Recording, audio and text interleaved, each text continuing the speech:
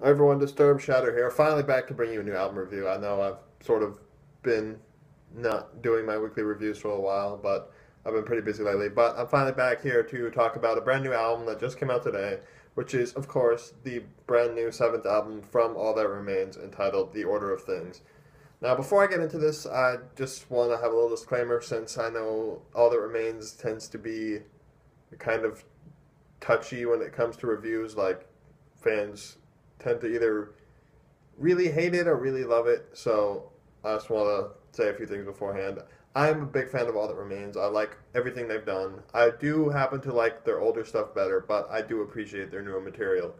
And their last album, A War You Cannot Win, kind of had this issue where a lot of reviewers, if they said they liked it for whatever reason or other, they got bashed on so hard. So I just want to say, I say here is my personal opinion, and you should respect it because I respect your opinion on the album. Now, I want to say that I actually did enjoy this album, but I'm not going to pull any punches when it comes to this review. There's some things I didn't like about it, which I am going to address, but I'm not just going to come on here and just bash this album because I don't believe in doing that. So let's just jump in and talk about what I like and what I don't like about this new album from All That Remains. So first, we'll just jump in and talk about some tracks. So let's start with the opening track. This probably won't end well. But just want to say right off the bat, that's a stupid title for a song. But the song itself is good. I enjoy this song. It's more on their more radio friendly side, but I think it's a pretty good song. It's got good melodies and riffs, and just the whole way the song comes together is really nice. It's got a cool piano intro at the beginning. Some pretty good lyrics and stuff like that. So it comes together. It's a great way to introduce this album. Then the next track is No Knock, which is one of the heavier songs of the album. I think it's the only one that doesn't have any clean vocals. It's a pretty good song. It's more pulled back in terms of complexity and stuff like that. It's simple riffs, stuff like that. But it's really heavy. It's got lot of screaming vocals and all that kind of stuff. But I do want to say the lyrics are kind of corny, so that kind of takes away from it a little bit. But the song itself is pretty good. It gets you pumped up. And it's more on the heavier side of things. But like I said, it's a little more pulled back in terms of complexity. It's more simplistic with the riffs and stuff like that. But it's a pretty heavy song. But like I said, the lyrics are like make it not as good as it could have been. I think because there's just some really corny lines in it. It just sounds weird, and I don't like it. But from a musical standpoint, it's pretty good. Track number 3, Divide, is one of the more melodic, radio-friendly style songs. Again, this suffers from the sort of corny lyrics, which happens a lot, especially on the first half of this album. The song itself's alright, but it didn't really grab me or anything like that. Track number 4, The Greatest Generation. This, again, suffers from the corny lyrics thing. I get what they're trying to do with this song about, like, paying respect to, like, the roots of our country, stuff like that. But the way, just the words used and like, the specific phrasing and stuff like that, it just sounds weird to me and makes it sound corny where they could have done something a bit better with that. But from a musical standpoint, the riffs and all that sound pretty good, so I have no complaints on that end for the song. Track number 5 is the last one I think that really suffers from the sort of corny, sappy type of lyrics. Like I said, a lot of these songs have these kind of corny lyrics, but there's a lot of cool instrumentation here. It's got some acoustic bits and stuff like that, and it's a more pulled back melodic type of song. Like I said, for all the other songs, I really enjoy the musical aspect of it. I enjoy all the guitar work, the bass work, the drums, even the vocal melodies themselves. But the lyrics that Phil uses are corny and it pulls away from the song a little bit. But from a musical standpoint, I really do enjoy this song. Track number 6, A Reason for Me to Fight. This actually has some pretty decent lyrics, and the whole way the musical parts of the song come together is really nice. There's some cool riffs and some cool melodic bits, and it all comes together really nicely. So it's a pretty good song to end the first half of this album. Now the second half of this album I enjoy a lot better than the first half. There's a lot better song. I think the songs themselves are a lot better than on the first half of this album. So you kind of have to wade through the not as good songs to get to the better half of the album. So track number 7, Victory Lap. The lyrics are slightly corny, but not as corny as some of the other things. But it's only in certain parts of it. I really like the chorus on this album, and it comes together really nicely. And there's a cool solo and stuff like that throughout the song. So it's a really good song, and I enjoy it. Track number 8, Pernicious, which is one of my favorite tracks on this album. It's one of the top 3 songs on this album. It's just really good with the way it has these heavy chuggy riffs on the rhythm side with more melodic stuff on top of that, and it comes together really nicely. And the lyrics are really good on this album, and Phil's vocals are just fantastic on this album, doing a bit of screaming plus a lot of very melodic singing. It comes together nicely, and Jeanne actually does some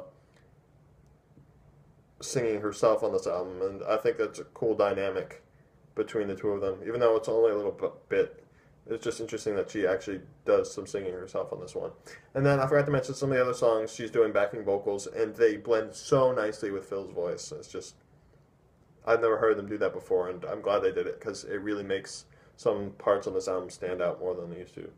Or than some of the songs on their older albums when it's just Phil doing all the vocals. Track number 9, Bite My Tongue, which is another more melodic radio, hard rocky type of song. It's really good. I really like the lyrics on the song, and the vocal melodies are just fantastic. And then there's a cool part in the middle where it goes down to clean guitars. And it's just interesting that they did that, and it comes together really nicely. And it sort of reminds me of the part in the song 6 off of The Fall of Ideals, where they go to just the clean guitars for a bit right before the solo.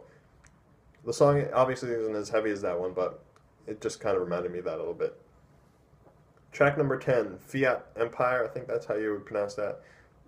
This song is okay. There's some parts in the verse where Phil's doing this interesting thing where he has this soft sort of singing, which is cool. But he's cramming way too many syllables into these vocal melodies, and it just sounds awkward to me.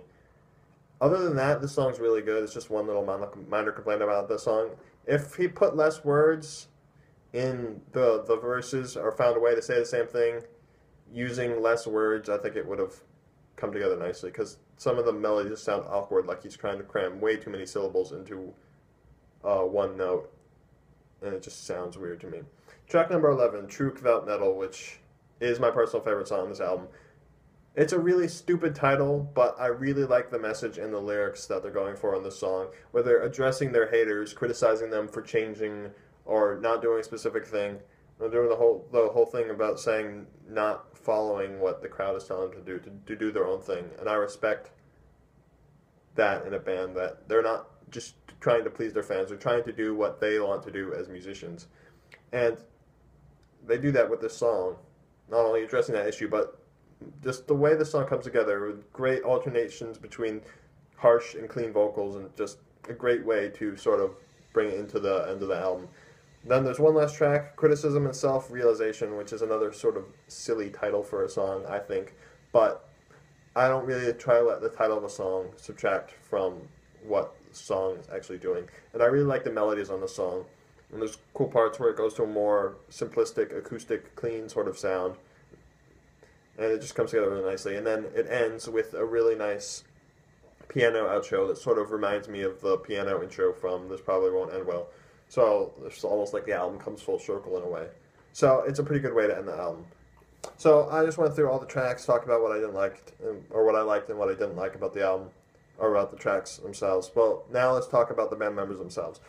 First up, I just want to talk about the production of this album. It is top grade compared to some of their older stuff, or even their last album. There was bits of the production that just sounded weird to me, but the production is so tight on this album. The guitars sound crisp and just gritty at the same time. It just works so well. So really good on the guitar work, or the guitar production there. The bass is turned up nice and loud, which I always like to hear, and it just has a great tone to it. The drums, the tone on the drums is spectacular. Just so much better than some of the drum tones on some of their other albums.